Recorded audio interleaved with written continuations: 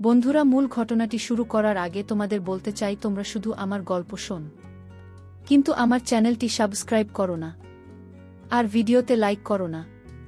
তোমরা যদি ভিডিওতে লাইক সাবস্ক্রাইব না করো তাহলে আমি ভিডিও তৈরি করার উৎসাহ পাই না। তাই তোমরা ভিডিওতে লাইক দিয়েও চ্যানেলটি সাবস্ক্রাইব করে আমাকে উৎসাহ দেবে গল্প তৈরি করার জন্য।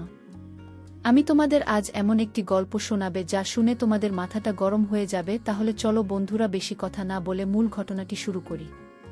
আমি তখন মাত্র ক্লাস 9-এ পড়তাম। সেই সময় গরম শুরু হয়ে গিয়েছিল, তাই স্কুল থেকে ছুটি মিলেছিল। প্রতিদিনের মতো আজও সারা বাড়ি পরিষ্কার করার পর আমি আমার বিছানায় বিশ্রাম নিচ্ছিলাম। ক্লান্তিতে পুরো শরীর যেন দুর্বল হয়ে গিয়েছিল। আমি বিছানায় শুয়ে ক্লান্তি দূর করার চেষ্টা করছিলাম। আমার মাথায় প্রচণ্ড ব্যথা করছিল, তাই মাথায় মালিশ করছিলাম। আমার এক আওয়াজ শুনে আমার ভাই সুজন ঘরে এল। বল, কি হয়েছে দিদির, শরীর খারাপ নাকি? আমি বললাম, কি ভাইমা আমার উপর সব কাজ চাপিয়ে দিয়ে চলে যায়। কলেজে ছুটির কারণে পুরো বাড়ির দায়িত্ব আমার উপর এসে পড়েছে। ঘরের কাজের লোকও ছুটিতে, আমার পক্ষে এই বাড়ির কাজ করা সম্ভব হচ্ছে না। আমার কথা শুনে সে আমার পাশে বসে বলল, সবিতা দিদি, চিন্তা করো না, আমি এখনই তোমার জন্য তাজা ফ্রেশ জুস নিয়ে আসছি। সেটা খেলে নিশ্চয়ই শান্তি পাবে। সুজানের কথা শুনে আমি হাসলাম এবং বললাম, শুধু তুমি বাইরে থেকে খাবার নিয়ে এসো, আমি একটু ঘুমাবো। সে ফিরে এলে আমার তার প্রতি অনেক ভালোবাসা এলো। দুনিয়ায় খুব কমই এমন ভাই আছে যারা তাদের বোনের এত খেয়াল রাখে। আমি তাকে অনেক আশীর্বাদ দিতে লাগলাম এবং তারা না ঠান্ডা জুস খেতে লাগলাম। জুস খাওয়ার পর গ্লাসটি এক পাশে রেখে শুয়ে পড়লাম। সুজন বলল, চল আমি তোমার মাথা মালিশ করে দিই, এতে তোমার ব্যথা কমে যাবে। তুমি ঘুমাও। সে আমার মাথার কাছে মাথায় মালিশ করে দিচ্ছিল। তখন আমার ব্যথাও কমতে শুরু করল। আমি চোখ বন্ধ করে ঘুমিয়ে পড়লাম এবং গভীর নিদ্রায় চলে গেলাম। বুঝতেই পারিনি কখন ঘুমিয়েছিলাম। আমার চোখ মায়ের আওয়াজে খোল। আমি হঠাৎ করে চোখ মেলে দেখি আমার মাথা ভারী হয়ে আছে। ঘড়িতে সময় দেখলাম রাত 10টা বাজে। অবাক হয়ে গেলাম। খুবই অদ্ভুত লাগল যে বাবা অফিস থেকে ফিরে এসেছেন। হয়তো ক্লান্তির কারণে সময়ের হিসাব করতে পারিনি। আমি উঠে দুপা হেঁটে যেতেই মাথা ঘুরে গেল। চোখের সামনে অন্ধকার নেমে এল। যদি দেওয়ালে হাত না রাখতাম তবে নিশ্চিতভাবেই পড়ে যেতাম। আমি ফ্রেশ হয়ে বাইরে এসে দেখলাম সবাই খাবারের টেবিলে বসে আমারই অপেক্ষা করছে। আমি গিয়ে আরামে চেয়ারে বসে পড়লাম। সুজন আমাকে দেখে প্লেটে খাবার দিতে লাগল এবং তারপর মাকে বলল, মা, দিদির উপর কাজের চাপ একটু কম দাও। যদি কাজের লোক না আসে তবে তার জায়গায় আর কাউকে রাখো। সে সারাদিন কাজ করে ক্লান্ত হয়ে যায়। দেখো, তার রং ফ্যাকাশে হয়ে গেছে। আমার সত্যিই অবস্থা খারাপ হয়ে গিয়েছিল।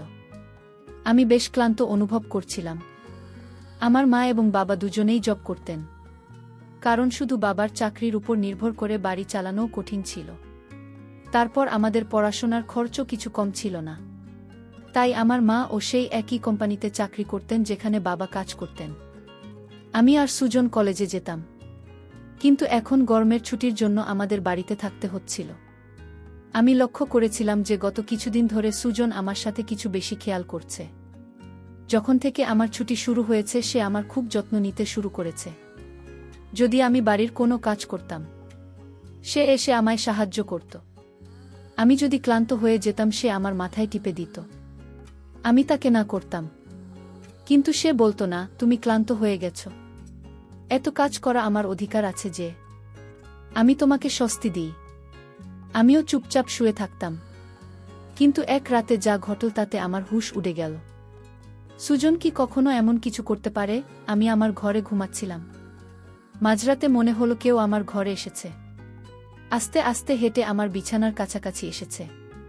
যদিও আমি ঘুমাচ্ছিলাম, তবে আমার মন সজাগ ছিল। আমি চমকে চোখ খুলে দিলাম। ঘোর অন্ধকারে ডুবেছিল। উঠে দেখলাম ভেতরে কেউ নেই, শুধু ঘরের দরজাটা একটু খোলা ছিল। আমি ঘুমানোর আগে সবসময় দরজা বন্ধ করে ঘুমাই, তবে কিভাবে খুলে গেল? আমি ঘুমে ভরা চোখে উঠে দরজাটা লক করতে গেলাম। দরজা লক করার পর আবার বিছানায় শুয়ে পড়লাম। আমার চোখ বন্ধ হতে না হতেই আবারও মনে হলো কেউ যেন বিছানায় আমার পাশে বসছে। মনে হলো কেউ আমার দিকে আসছে। কিন্তু যখন ফিরে দেখলাম কেউ ছিল না, আমি ঘাবড়ে যেতে শুরু করলাম। আমি উঠে ঘরের লাইট অন করে দিলাম। দরজা খুলে বাইরে তাকালাম, কিন্তু সেখানে কেউ ছিল না। আজকের আগে এমন কিছু কখনো ঘটেনি, যা এখন ঘটছে। আমার পিপাসা লেগেছিল, তাই আমি ঘরের দরজা খুলে বাইরে বের হলাম। ঠিক সেই সময় সুজনও তার ঘর থেকে বের হলো।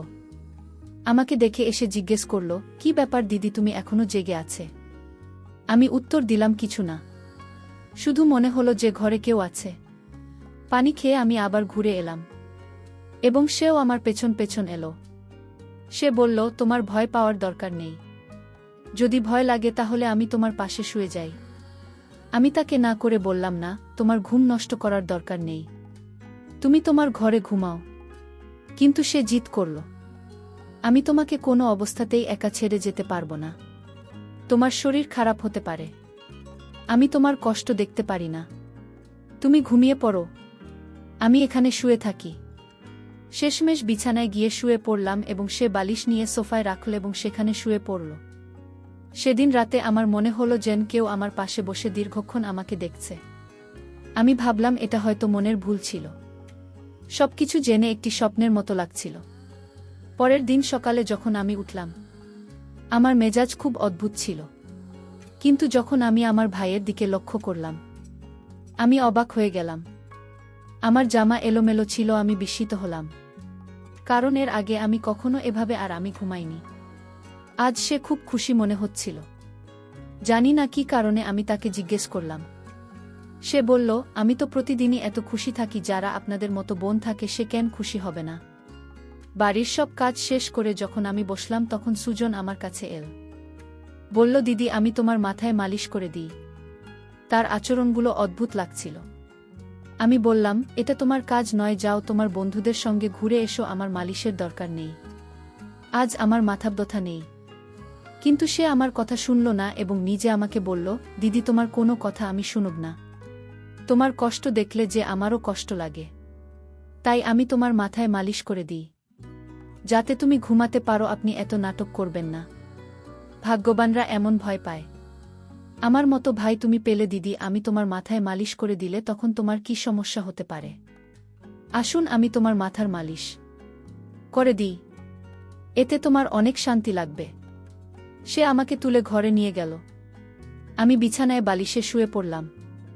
সুজন আমার যে 4 বছরের ছোট ছিল, কিন্তু সে আমাকে নাম ধরে ডাকত, বলতো, তুমি এত সুন্দর যে তোমাকে দেখে মনে হয় তুমি সবসময় এভাবে হাসতে থাকো এবং আমি তোমার যত্ন নিতে থাকি। সে যখন আমার মাথায় ম্যাসাজ করছিল, তার হাতে যেন জাদু ছিল। আমি কিছুক্ষণের মধ্যে ব্যথামুক্ত হয়ে ঘুমিয়ে পড়লাম। কিছুক্ষণ পরে যখন আমার ঘুম ভাঙল, আমার পুরো শরীর ব্যথায় ভাঙছিল। মনে হচ্ছে যেন আমার পায়ের উপর অনেক বেশি ওজন রাখা হয়েছে। পুরো শরীর ব্যথা করছিল। ধীরে ধীরে উঠে বসে চারপাশে তাকালাম। যখন নিজের দিকে নজর দিলাম, দেখলাম আমি পুরোপুরি ভিজে গেছি। যেন কেউ আমাকে স্নান করিয়ে দিয়েছে। কাপড় ভিজে গেছে, পাখা বন্ধ ছিল এবং গরম ছিল। এসব কি হচ্ছিল? আমি খুব কষ্টে উঠে দাঁড়ালাম। মাথা ঘুরছিল, হাঁটা কঠিন মনে হচ্ছিল। আমি আমার অবস্থা বুঝতে পারছিলাম না যে সব কি হচ্ছিল। অনেক কষ্টে বাথরুমে গিয়ে ফ্রেশ হলাম। নিজের অবস্থার দিকে নজর দিলে মনে হলো আমি ঘুমাইনি। আমার শরীরের ক্লান্তি আরও বাড়ছিল। যখন আমি ঘর থেকে বাইরে এলাম তখন ফিসফিস করার আওয়াজ শুনলাম। মনে হচ্ছিল কেউ কারো সাথে কথা বলছে। বাড়িতে আমি আসে ছাড়া আর কেউ ছিল না। তাহলে সে কার সাথে কথা বলছিল? আমি প্রথমে রান্নাঘরে পানি পান করতে গেলাম, কিন্তু তখন আওয়াজ বন্ধ হয়ে গিয়েছিল। আমি রান্নাঘরের দরজার পাশে দাঁড়িয়েছিলাম যখন সে বৈঠকখানা থেকে বের হলো। তার হাতে অনেক টাকা ছিল, যা দেখে হাসছিলাম আর কপালে ভাঁজ পড়ল। পরের মুহূর্তেই তার দৃষ্টি আমার উপর পড়ল। আমাকে দেখে বলল, দিদি, তুমি উঠে গেলে? আমি হাঁটতে হাঁটতে তার কাছে গেলাম। সে তাড়াহুড়ো করে টাকা প্যান্টের পকেটে ঢোকা ছিল, কিন্তু আমি তার হাত ধরে টাকাগুলো সামনে এনে বললাম, এত টাকা তোমার কাছে কোথা থেকে এল? সে দৃষ্টি নামিয়ে বলল, আপনি দয়া করে বাবাকে বলবেন না। আমি অবাক হয়ে গেলাম যে সে এই টাকা বাবাকে কেন দেয়নি। আমি কঠোরভাবে জিজ্ঞাসা করলাম। সে ভয়ে বলল, এই টাকা তো বাবার এক বন্ধুর, বহু বছর আগে ঋণ হিসাবে ফিরিয়েছে। আমি ভেবেছিলাম এই টাকা দিয়ে মোবাইল কিন, কিন্তু সেই টাকা আমাকে দিয়ে দিল। আমি বললাম, হ্যাঁ, তুমি ভালো করেছ। ঘরের অবস্থা দেখো কতটা খারাপ। আমাদের বাবা মা দুজনেই চাকরি করছেন, আর তুমি মোবাইল কেনার কথা ভাবছ। সে লজ্জিত ছিল। রাতে সুজন সেই টাকাগুলো বাবাকে দিয়ে দিয়েছিল। সেই রাতে সে আমার সাথে কোনো কথা বলেনি এবং তাড়াতাড়ি ঘুমোতে চলে গেল। পরদিন আমি রান্নাঘরে কাজ করছিলাম, যখন সুজন তার বন্ধুদের নিয়ে ঘরে ঢুকল। আমি যতটা অবাক হতাম ততটাই কম ছিল, কারণ সে তার বন্ধুদের সরাসরি ঘরে আনল। তখন আমি অন্য রুমে চলে গেলাম। যখন তারা সবাই হাসতে হাসতে ঢুকল, আমি তাড়াতাড়ি ওড়না করলাম এবং তারপর সুজনকে বোঝাতে লাগলাম, এটা কি ধরনের আচরণ? তুমি জানো বাবা মা এখন বাড়িতে নেই, তাও তুমি এদের নিয়ে এলে। সুজন বলল, এটা আমার ঘর, যখন তুমি আমার কথা ভাবেন না আমি তোমার কথা কেন ভাবব? ভালো খাবার তৈরি করো। এরা আমার খুব ঘনিষ্ঠ বন্ধু। সে আমার প্রতি বেশ রেগে গিয়েছিল, কিন্তু এখন আমি কি করব? রান্না তো করতেই হবে। আমি তার বন্ধুদের জন্য রান্না করতে লাগলাম। তখন সে বলল, খাবার পরিবেশন করতেও তুমি নিজে আসবে? সুজনের আচরণ আমাকে অবাক করেছিল। ছোট্ট একটা ব্যাপারে সে এমন কিভাবে বদলে যেতে পারে। আমি খাবার টেবিলে সাজিয়ে দিলাম। আমি লক্ষ্য করলাম তার বন্ধুরা বারবার আমাকে দেখে নিচ্ছিল। তারা সবাই সুজনের চেয়ে বয়সে বড় এবং অদ্ভুতভাবে তাকাচ্ছিল। আমি আমার ঘরে আটকে রইলাম যতক্ষণ না তারা চলে গেল। আমি সুজনের উপর চিৎকার করে বললাম, তোমার বন্ধুরা যেন আর কখনো এই বাড়িতে যান না আসে। কিন্তু সে পরের মুহূর্তে আমায় বলল, এত রাগ কোথা থেকে আসে? তারা আসবে না, কিন্তু এই বিষয়ে আমাকে কিছু বলবে না। কেমন ছেলে ছিল সে! কখনো ভালোবাসা প্রকাশ করত, আবার কখনো বিরক্ত হতো। যাই হোক, আমি মাথা নেড়ে নিজের ঘরে চলে গেলাম। সুজনের আচরণগুলো কিছুটা অদ্ভুত লাগতে শুরু করেছিল, কারণ সে আমাকে অদ্ভুতভাবে দেখছিল। সেদিনও যখন আমি বিশ্রাম দেওয়ার জন্য ঘুমাতে গেলাম, হঠাৎ মনে হলো আমার পায়ের কাছে কেউ বসে আছে এবং আমার কাছে আসার চেষ্টা করছে। বলল, আমি তাকে এটা করতে বারণ করলাম, কিন্তু সে বলল, আমি যা করছি করতে দিন। এই বাড়িতে একমাত্র আমি আছি যে তোমার এতটা খেয়াল রাখে। মা বাবা তো কাজে থেকে বের হতেই পারে না, তাহলে তোমার সেবায় তো কে করবে? আমি ছাড়া আমার কি কোনো দায়িত্ব নেই? যাই হোক, আমিও ক্লান্ত ছিলাম। চোখ বন্ধ করলাম এবং ঘুমিয়ে পড়লাম। আমি গভীর ঘুমে ছিলাম, কিন্তু যখন আমার ঘুম ভাঙল আমার হুঁশ উড়ে গেল। আমার মাথা ভীষণ ঘুরছিল। বিছানার চাদর একদম এলোমেলো হয়ে গিয়েছিল। বিছানা একটি শার্ট এবং একটি পারফিউম করে আসছিল। এই জিনিসপত্র কার ছিল আমি কিছু বলতে পারছিলাম না। মাথায় এত তীব্র ব্যথা ছিল যে আমি আবার বিছানায় লুটিয়ে পড়লাম। মনে হচ্ছিল কেউ আমাকে অজ্ঞান করার ওষুধ খাইয়ে দিয়েছে। আমি পাশে ফিসফিস করে শুনছিলাম, কিন্তু কে বলছিল তা চিনতে পারছিলাম না। আমি শুধু সুজনের গলা শুনতে পাচ্ছিলাম। মনে হচ্ছিল সে আমার ঘরে উপস্থিত এবং আমাকে জাগানোর চেষ্টা করছে। কিছুক্ষণ পর যখন আমার চোখ খুলল, তখন পুরো দৃশ্যটি আমার চোখের সামনে ভাসছিল। আমি প্রথমে বিছানার দিকে তাকালাম যেখানে শার্ট এবং পারফিউম পড়েছিল, কিন্তু এখন সেখানে কিছুই ছিল না।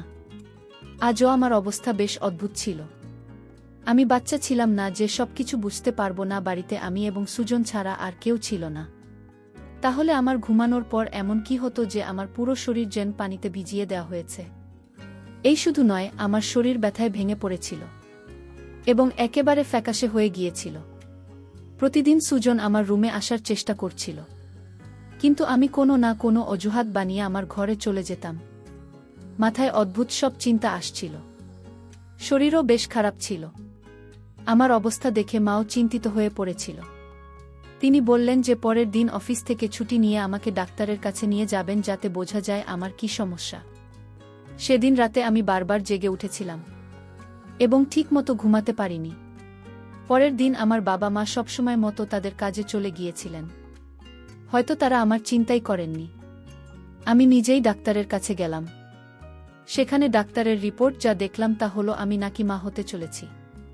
তাহলে এটা কিভাবে সম্ভব? সুজন তো আমার ভাই, কিন্তু তারপর আমার মনে পড়ল যে আমি তাকে সৎ ভাই হিসেবেই জানি। ব্যাপারটা এমন ছিল যে কারো কাছেই গোপন ছিল না যে সে আমার মায়ের দ্বিতীয় বিয়ের সন্তান এবং আমি মায়ের প্রথম বিয়ের সন্তান। এই ধরনের চিন্তাগুলো আমাকে ভুল ভাবতে বাধ্য করেছিল। বুঝতে পারছিলাম না কিভাবে বাবা মাকেই কথা বলবো। সুজন আমার সৎ ভাই যখন আমার পাশে বসত তখন সে আমার সাথে অন্য রকম আচরণ করত। আজ বুঝতে পারছিলাম ডাক্তারের রিপোর্ট দেখে আমার সৎ ভাই আমাকে অজ্ঞান করে কি করেছিল, আজ আমার এই অবস্থার জন্য দায়ী। আমার মা বাবা কেন না, মা বাবা যদি বাড়িতে থাকতো তাহলে সুজন কখনো সাহস পেত না। তাই দর্শকদের বলবো, তোমরা তোমাদের মেয়েদের পর্দায় রাখবে। আর কখনো তোমরা নিজের মেয়েদের একা ঘরে রেখে কাজে চলে যাবে না, তাহলে আমার মতো অবস্থা তোমাদের সন্তানদের হতে পারে।